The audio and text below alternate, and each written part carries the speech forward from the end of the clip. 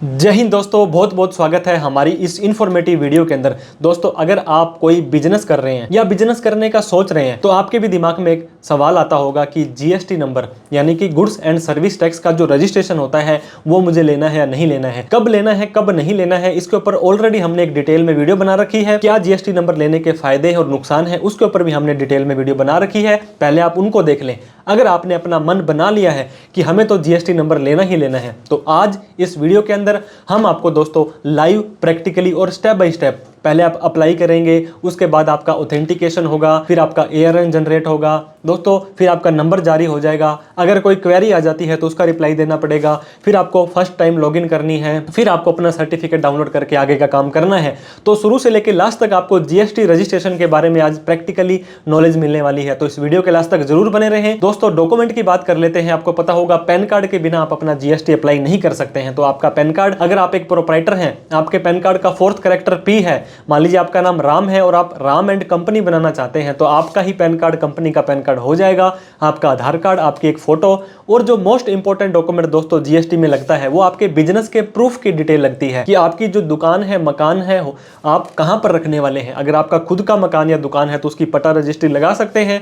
अगर आपके पेरेंट्स का है तो आप उनसे एक एनओसी ले सकते हैं, जो कि सिंपली 50 रुपए के 100 रुपए के स्टाम्प पेपर पे आप लिख सकते हैं। एनओसी का फॉर्मेट चाहिए तो आप हमारे टेलीग्राम चैनल से डाउनलोड कर लें। इसके अलावा दोस्तों, अगर आपकी शॉप रेंट की है तो रेंट एग्रीमेंट चाहिए। नॉर्मली राजस्थान के अंदर 500 रुपए का रेंट एग्रीमेंट आपके स्टाम्प पेपर पे होना चाहिए और 11 महीने से कम का होना चाहिए, ताकि वो रजिस्टर ना हो, मतलब उसमें आपको क्वेरी ना निकल जाए। जो व्यक्ति आपको रेंट एग्रीमेंट दे रहा है उसकी भी कुछ ओनरशिप डॉक्यूमेंट आपको साथ में देने पड़ सकते हैं। और कई बार दोस्तों क्या होता है कि बिजली का बिल आपको देना पड़ता है। स्टेट वाइज बात करें तो राजस्थान में इलेक्ट्रिसिटी बिल मैंडेटरी है और कई स्टेट में ये मैंडेटरी नहीं भी होता है। इन सभी डॉक्यूमेंट को साथ में लेकर के चलें, तभी आप अपना जीएसटी अप्लाई करें, ताकि आपके कोई क्वेरी वगैरह ना निकल जाए और बाद में आप टेंशन में, झंझट में ना पड़ जाए। फिर भी कोई डाउट, क्वेरी, क्वेश्चन हो तो कमेंट करके पूछें, और किसी तरह की कोई प्रोफेशनल हेल्प आपको चाहिए हो तो दिए गए नंबर पर कॉल, मैसेज, व्हाट्सएप कर सकते हैं। तो देर ना करते हुए सीधा ही हम दोस्तों जीएसटी के पोर्टल पर चलते हैं और जीएसटी को अप्लाई करना सीख लेते हैं।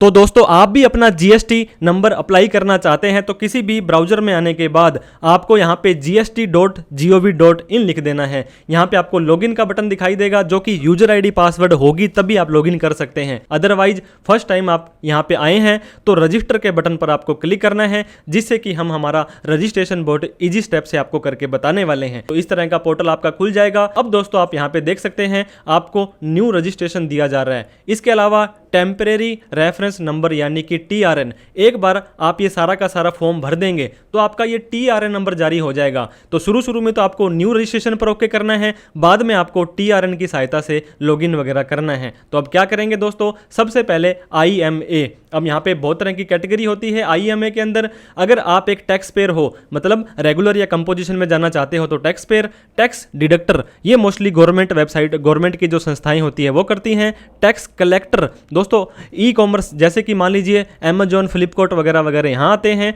जीएसटी प्रैक्टिशनर, अगर आप एक सीए हो, अगर आप एक टैक्स प्रैक्टिशनर हो, अगर आप एक एनआरआई हो, यूनाइटेड नेशन बॉडी, मतलब नीचे वाले सारे ही आपके ऊपर एप्लीकेबल नहीं है, तो आप आंख बंद करके टैक्स पेयर को सिलेक्ट कर सकते हैं अगर आप एक नॉर्मल सर्विस करने वाले हैं तो। इसके बाद में यहाँ पे आपको स्टेट सेलेक्ट करना है। अब दोस्तों, कई बार क्या होता है, आप रह रहे हैं दिल्ली के अंदर और काम कर रहे हैं महाराष्ट्र के अंदर, तो जिस स्टेट में आपने बिजनेस करना है वो स्टेट आपको यहाँ पे सेलेक्ट करना है। इसके बाद में आपको यहाँ पे सेलेक्ट करना है आपका डिस्ट्रिक्ट, कि आप जिस डिस्ट्रिक्ट के अंदर काम करने वाले हैं उस डिस्ट्रिक्ट का क्या नाम है, वो डिस्ट्रिक्ट आपको सेलेक्ट कर लेना है। अब आपसे पूछा जा रहा है legal name of the business, तो ये बिजनेस का नाम नहीं डालना है, आपका खुद का नाम जो पैन कार्ड में है। इंडिविजुअल हो तो आपका नाम आ जाएगा, कंपनी, फर्म, एओपी में अलग आ जाएगा। और यहाँ पे आपको अपना पैन नंबर डाल देना है, और इसके बाद में ईमेल आईडी और मोबाइल नंबर, इन दोनों पर अलग अलग ओटीपी जाएगा। अगर आपके पास में अलग अलग ओटीपी नहीं डाल पा रहे हो, बाद में फ्यूचर में दोनों पर सेम ओटीपी आता रहेगा।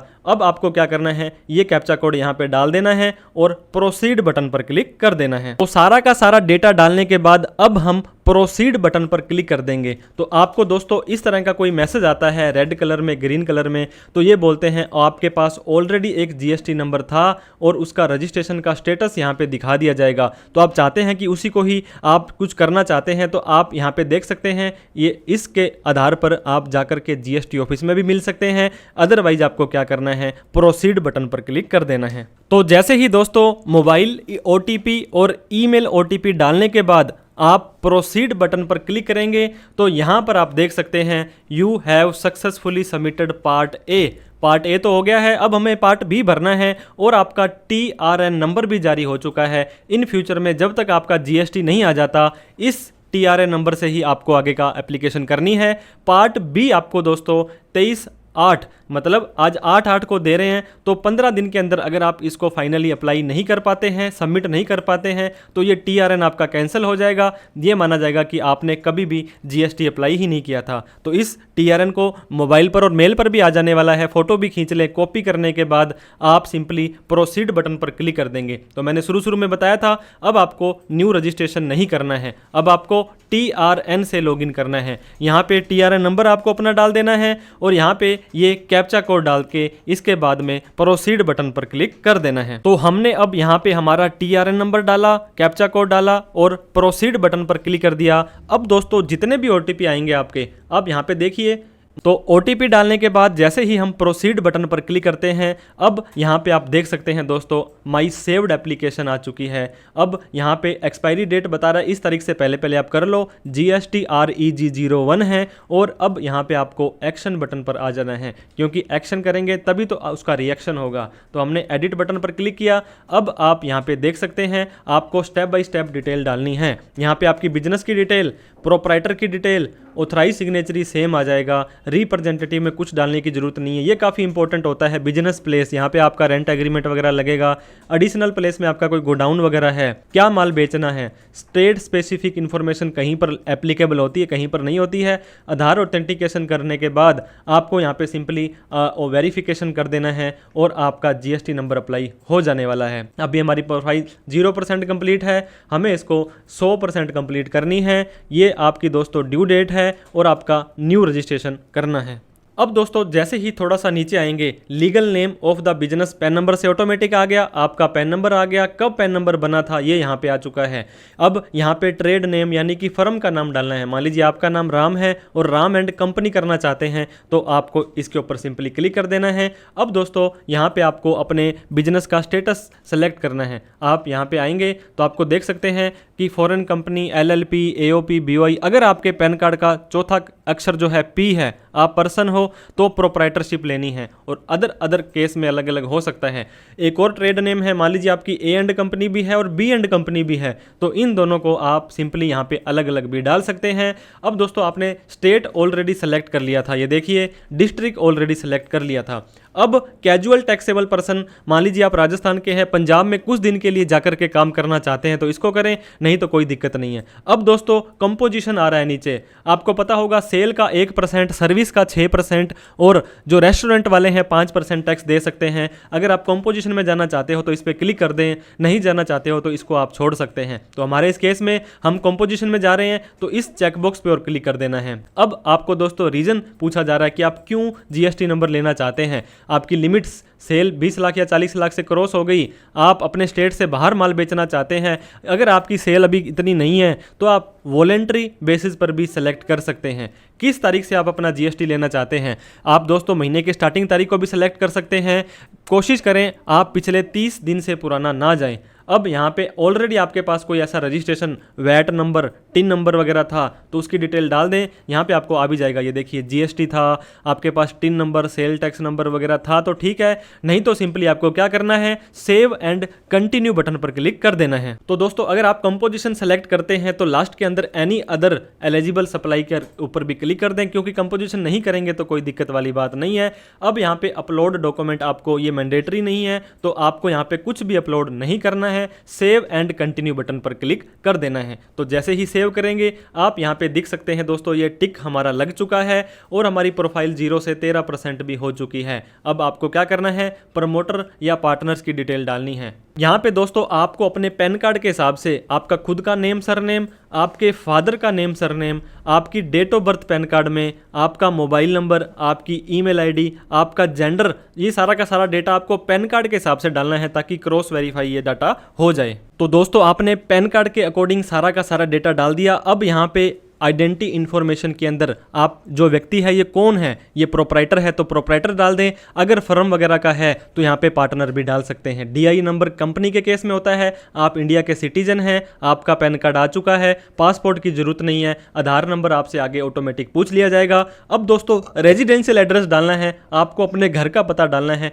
ना कि आपको अपने बिजनेस का पता डालना है। तो आप यहाँ पे देख सकते हैं भारत का नक्शा आ चुका है। अब आपको क्या करना है, यहाँ पे पहले तो अपना या तो पिन कोड डाल दें अपने शहर का, ताकि क्या होगा वो आपको आसपास लेकर के आ जाएगा। जैसे ही वो आसपास लेकर के आएगा, ये देखिए इस पर क्लिक करेंगे तो वो बिल्कुल आपके उस शहर के आसपास लेकर के आ चुका है। अब आप क्या करेंगे, इस ड्रॉप डाउन कन्फर्म करेंगे, इस ड्रॉप डाउन मेनू को आप ऊपर नीचे लेकर के जा सकते हैं। तो दोस्तों आप यहाँ पे ड्रॉप डाउन मेनू से नहीं कर पा रहे हैं तो सिटी टाउन विलेज को जो भी नाम आ रहा है उस नाम को आप यहाँ पे हटाएंगे और आप अपने सिटी का, विलेज का, एरिया का नाम लिखेंगे। तो आप ये देख सकते हैं यहाँ पर ड्रॉप डाउन में जो जो चीज़ें आपकी आ रही हैं उसको आप सेलेक्ट कर लेंगे तो आपका वो ऑटोमेटिक ही वहीं पर लेकर के आपको चले जाने वाला है। आपका डिस्ट्रिक्ट, आपकी लोकेलिटी, बिल्डिंग नंबर, ये जो रेड कलर के अंदर जो आया है वो चीज़ें आपको यहाँ पे डालनी मैंडेटरी है। तो वो सारी की सारी चीज़ें डालने के बाद आपको नीचे आ जाना है। अब दोस्तों आप यहाँ पे देख सकते हैं आपने अपना एड्रेस डाल दिया। अब अपलोड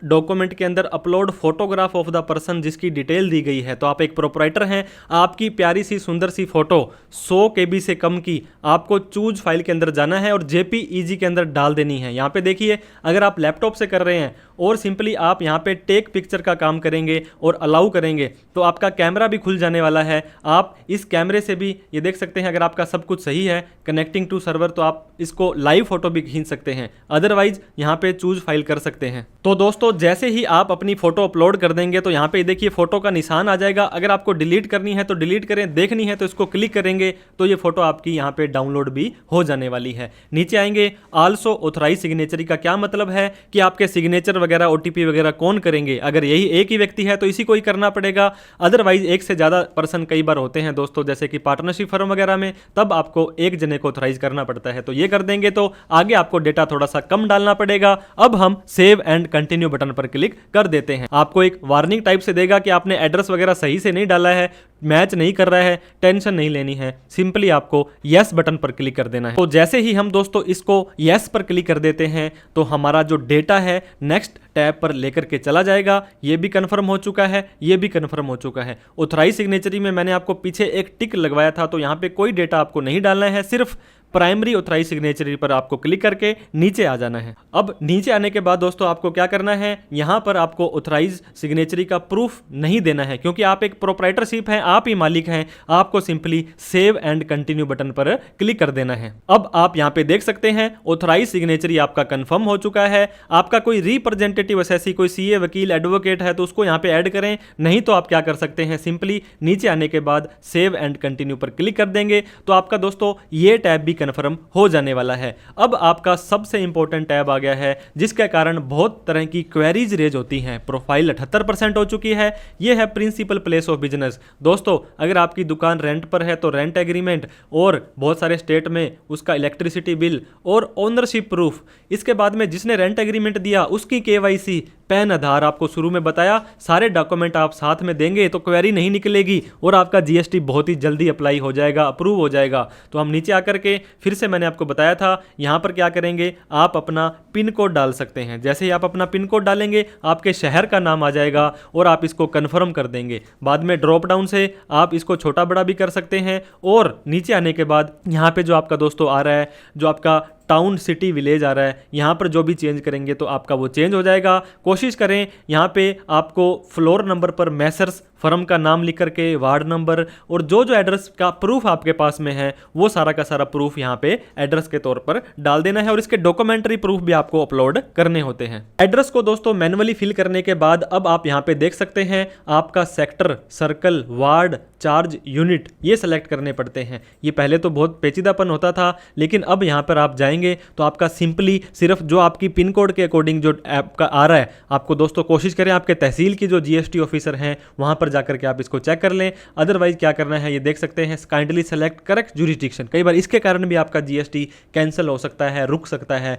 तो कमिश्नरेट के अंदर एक ही आपका आने वाला है, इसके बाद डिवीजन में एक ही आने वाला है, रेंज के अंदर भी दोस्तों एक ही आने वाला है। पहले पूरी लिस्ट आ जाती थी, उनको सेलेक्ट करना पड़ता था। अब आपका मोबाइल नंबर और ईमेल आईडी ऑटोमेटिक आ चुकी है और कोई ऑफिस का नंबर वगैरह कुछ आपको नहीं डालना है। अब आपकी अग्नि परीक्षा दोस्तों यहां पे होगी। यह है नेचर ऑफ पोजेसेशन ऑफ परमिशन। जो आपकी जो दुकान है, प्राइमेसिस है, वो आपकी क्या है, खुद की है, किराए की है, रेंट की है। तो आप जैसे ही लिस्ट में आएंगे यहाँ पे देखिए, खुद की है तो ऑन करेंगे, अगर लीज्ड की है तो कंसेंट, मतलब आपने मदर फादर से ली है तो कंसेंट में आ जाएगी, और शेयर्ड है, रेंटेड है तो रेंट एग्रीमेंट है। हमारे केस में दोस्तों हमारी रेंटेड है तो हमने रेंट पर क्लिक किया। अब उसका इलेक्ट्रिसिटी बिल, मतलब उसका प्रूफ क्या है, जो दुकान है वो जिसकी है, तो प्रॉपर्टी ओनरशिप डॉक्यूमेंट आप डाल सकते हैं, लीगल ओनरशिप डॉक्यूमेंट। आपको 1 MB से कम की पीडीएफ की फाइल यहाँ पे चूज फाइल करके उसको अपलोड कर देनी है। जैसे ही हमने यहाँ पे हमारी रजिस्ट्री को अपलोड किया, मतलब उस ओनरशिप डॉक्यूमेंट को जिसने आपको रेंट एग्रीमेंट दिया, उसके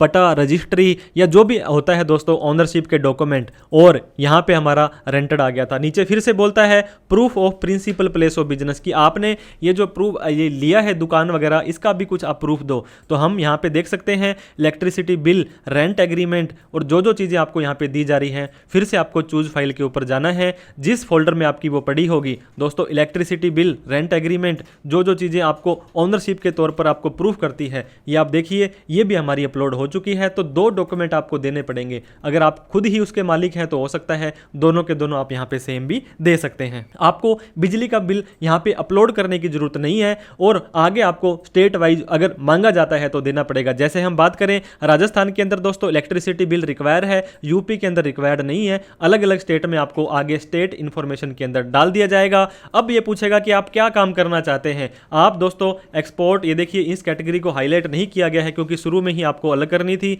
factory, retail business, wholesale business, या आप देखिए जो जो काम करना चाहते हैं उनको आप सेलेक्ट कर लें। हमारे केस में रिटेल बिजनेस और हमने होलसेल बिजनेस करना है। इसके बाद में आपका कोई और गोडाउन वगैरह है तो यस करेंगे तो आगे डिटेल डालनी पड़ेगी, नहीं तो सिंपली आप सेव एंड कंटिन्यू बटन पर क्लिक कर दें। फिर से वार्निंग देगा कि आप डेटा अपना सही से नहीं डाला है, मैच नहीं हो रहा है, कोई दिक्कत नहीं है, आप सिंपली यस बटन पर क्लिक कर दें। अब आपकी प्रोफाइल दोस्तों 94% कंप्लीट हो चुकी है। Principal place of business okay है, एडिशनल प्लेस हमारा कुछ भी नहीं है। आप क्या करेंगे, कंटिन्यू बटन पर क्लिक कर देंगे। 94 के बाद में दोस्तों आपको पता होगा एक किराने वाला व्यक्ति 100 तरह का सामान है, गुड्स है, माल है, बेचता है, लेकिन आपको बताना पड़ेगा आपने क्या गुड्स बेचने हैं या क्या सर्विस बेचनी है। आपको टॉप 5 गुड्स यहाँ पे देने हैं कि क्या 5 आपके ऐसे प्रोडक्ट हैं जो बेचोगे। सर्विस में जाओगे तो आप टॉप 5 सर्विसेज यहाँ पे आपको लिखनी है। अब दोस्तों आप यहाँ पे देख सकते हैं, यहाँ पर लिस्ट आपको HSN कोड या तो सर्च भी कर सकते हैं। मान लीजिए आपने यहाँ पे लिख दिया दोस्तों इलेक्ट्रिक या ELC लिखेंगे, जो भी आप अपने प्रोडक्ट के अकॉर्डिंग लिखेंगे वो आपका यहाँ पे शो हो जाने वाला है। मान लीजिए हमारे इस केस में हमने पाइप की मैन्युफैक्चरिंग करनी है या ट्रेडिंग करनी है, तो जैसे ही हमने पाइप लिखा तो बहुत तरह की यहाँ पे पाइप्स आ चुकी हैं। आपके ऊपर जो भी एप्लीकेबल होता है वो आप सिंपली यहाँ पे सेलेक्ट कर लें। आप अपने प्रोडक्ट का नाम भी सर्च कर सकते हैं, और मान लीजिए आपको HSN कोड गूगल वगैरह से पता था तो आप यहाँ पे ये जो है आपका HSN कोड भी सेलेक्ट कर सकते हैं। जो जो आप सेलेक्ट कर रहे हैं नीचे आपके दोस्तों ये देखिए ऐड होते जा रहे हैं, 1 नंबर 2 नंबर, तो टोटल आप 5 प्रोडक्ट यहाँ पे अपने सेलेक्ट कर सकते हैं। तो हमने एक और HSN कोड डालने की कोशिश की तो हमारा HSN कोड डल चुका है। सर्विस है तो आप सर्विस को भी यहाँ पे आकर के डाल दें, और सेव एंड कंटिन्यू बटन पर आपको क्लिक कर देना है। अब दोस्तों आपका 96% कंप्लीट हो चुका है। स्टेट स्पेसिफिक इंफॉर्मेशन में मैंने आपको बताया था कि आपकी इलेक्ट्रिसिटी बिल, ये देखिए आपकी रेंट एग्रीमेंट है, तो नेम ऑफ इलेक्ट्रिसिटी बोर्ड, आजकल दोस्तों अलग अलग स्टेट के अलग अलग रूल बना दिए हैं। हमारे इस केस में जो हमारी बिजली बोर्ड है, इसके बाद में दोस्तों के नंबर, कंज्यूमर नंबर, उस बिजली के बिल का आपको नंबर यहाँ पे डालना पड़ेगा। अगर आपके केस में ये हाईलाइट नहीं हो रहा है तो आप सिंपली सेव एंड कंटिन्यू करके आगे बढ़ जाएं। अदरवाइज कई बार प्रोफेशनल टैक्स नंबर भी मांग लिया जाता है, तो वो आपको अपने स्टेट के हिसाब से डेटा इनको देना पड़ेगा। तो हमने हमारी बिजली के बिल से दोस्तों यहाँ पे के नंबर डाल दिया है। इसके बाद में सेव एंड कंटिन्यू पर क्लिक कर दिया है। 99% हमारी प्रोफाइल कंप्लीट हो चुकी है। अब आपको आधार ऑथेंटिकेशन के लिए यहाँ पे इनको अपनी परमिशन देनी है दोस्तों कि मैं अपने आधार से आपको ऑथेंटिकेट करता हूँ। सेव एंड कंटिन्यू पर क्लिक करेंगे। अब यहाँ पे एक वार्निंग टाइप से आपको दी जा रही है दोस्तों कि आपको जीएसटी सुविधा केंद्र में आधार ऑथेंटिकेशन के लिए जाना पड़ सकता है 15 दिनों में। तो जैसा भी केस होगा जीएसटी ऑफिसर आपसे कॉल करके कोऑर्डिनेट कर लेंगे। आपको क्या करना है, ओके बटन पर क्लिक कर देना है। दोस्तों बधाई हो, प्रोफाइल आपकी 100% कंप्लीट हो चुकी है। अब हमें नीचे आना है, इस चेकबॉक्स पे क्लिक करना है। यहाँ पे आपको ऑथराइज सिग्नेचरी सेलेक्ट करना है। जिस जगह पर बैठ करके इस फॉर्म को भर रहे हैं उसको सेलेक्ट करना है। सबमिट विद ईवीसी कर देना है। आपके मोबाइल पर, आपके ईमेल पर सेम का सेम ओटीपी या ईवीसी आएगा, उसको आपको यहां पे डाल करके वैलिडेट ओटीपी पर क्लिक कर देना है। तो अब हम क्या करेंगे, वैलिडेट ओटीपी पर क्लिक कर देंगे। अब यहां पे देख सकते हैं thank you for submission, system verify करेगा, वैलिडेट करेगा, फिर आपका ARN नंबर जारी कर देगा। आपको अपने ईमेल और मोबाइल पर एक मैसेज आ जाएगा। अब दोस्तों क्या होने वाला है, अगला जो प्रोसेस है वो आपका आधार ऑथेंटिकेशन होने वाला है। 99% केस में क्या होता है, 5-7 मिनट, 10 दिन, 10 मिनट, आधे घंटे के अंदर अंदर आपको एक लिंक आने वाला है जिस पर क्लिक करके आधार ओटीपी डाल करके ऑथेंटिकेट कर देना है। कई केस में आपको आधार सेंटर या जीएसटी वाले सेंटर पर जाना पड़ता है, कई केस में ऑफिसर आकर के फिजिकल वेरिफिकेशन करते हैं। तो इसके नेक्स्ट स्टेप को भी हम अभी कवर कर लेते हैं। तो दोस्तों आपको इस तरह की ईमेल आ जाएगी जहां पे लिखा होगा इंटीमेशन फॉर आधार ई-KYC। ये 10 मिनट में, आधे घंटे में, 2 घंटे में आपको आ सकती है। यहाँ पे बकायदा आपका नाम भी लिखा होगा और यहाँ पे आपका TRN नंबर लिखा होगा। अब दोस्तों यहाँ पे आपको प्लीज क्लिक फॉलोइंग लिंक, इस तरह से क्लिक हेयर पर आपको क्लिक कर देना है। इससे क्या होने वाला है, यहाँ पे फिर से आपका TRN, आपका नेम वगैरह आ जाएगा। आपको नीचे आने के बाद दोस्तों इस चेकबॉक्स पे क्लिक करना है क्योंकि आपने ये सारी की सारी कंडीशंस को एग्री कर लिया है। अब आपको VID या आधार नंबर दोनों में से कुछ भी डाल सकते हैं। तो हम आधार नंबर डालने वाले हैं। जैसे ही हम आधार नंबर पर क्लिक करेंगे अब हमें यहाँ पे हमारा आधार नंबर डाल देना है। इसके बाद में वैलिडेट आधार नंबर पर क्लिक कर देना है। जैसे ही हम हमारा आधार डालने के बाद वैलिडेट आधार नंबर पर क्लिक करेंगे, नीचे आप देख सकते हैं दोस्तों आपके आधार वाले लास्ट के 4 डिजिट दे दिए जाएंगे। इस मोबाइल नंबर पर एक OTP चला जाएगा। ये आधार OTP आपको यहाँ पे डाल देना है। तो दोस्तों जैसे ही हम हमारा आधार OTP डालने के बाद वैलिडेट OTP पर क्लिक कर देंगे, अगर आपने बिल्कुल सही आधार डाला है तो ये देखिए सक्सेस का मैसेज आ जाएगा, आधार हैज बीन सक्सेसफुली वेरीफाइड। अब आपकी ई-KYC ऑथेंटिकेशन हो चुका है।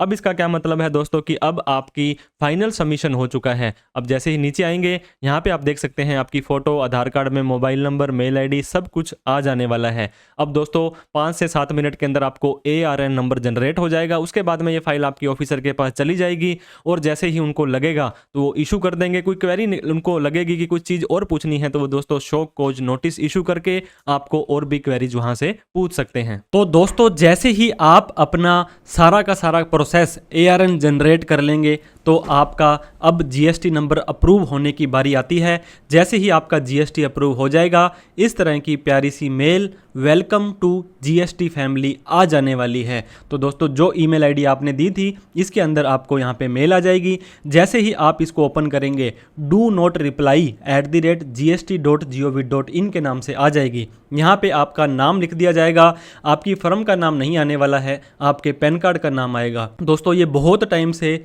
1.23 करोड़ ही बोल रहे हैं, लेकिन अब ये डेटा बढ़ चुका है।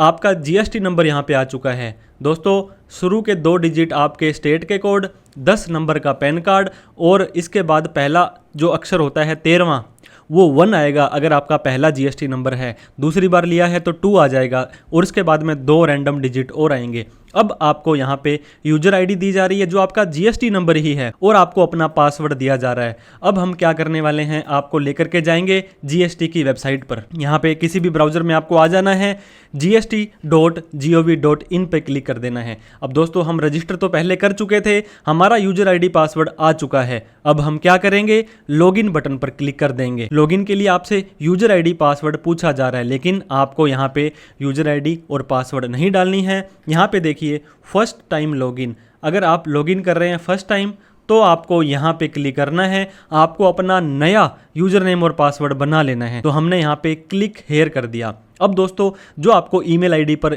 यूजर आईडी जो कि आपका जीएसटी नंबर था और एक अजीब सा अटपटा सा पासवर्ड आया था वो आपको यहाँ पे डाल देना है। यूजर आईडी पासवर्ड डालने के बाद में आपको कैप्चा कोड भी यहाँ पे दिखाई देगा, ये कैप्चा कोड आपको यहाँ पे डाल देना है। अब आपको लॉगिन बटन के ऊपर क्लिक कर देना है। तो आप जैसे ही कैप्चा कोड डालने के बाद लॉगिन बटन पर क्लिक कर देंगे, अब आप यहाँ पे देख सकते हैं दोस्तों आपको अपना यूजर नेम नया बनाना पड़ेगा और पासवर्ड जो कि आपको फ्यूचर में याद रहे। दोस्तों पासवर्ड तो चेंज बड़े इजी तरीके से हो जाता है, ये यूजर आईडी जब तक चेंज नहीं होगी जब तक कि इसके अंदर आपकी मोबाइल नंबर और आपकी ईमेल आईडी नहीं है, क्योंकि ईमेल पर ही नई यूजर नेम भेजा जाता है। तो आप अपनी सुविधा के हिसाब से यहाँ पे देख सकते हैं 8 से 15 कैरेक्टर है, छोटा अक्षर बड़ा अक्षर ये सब हो सकते हैं।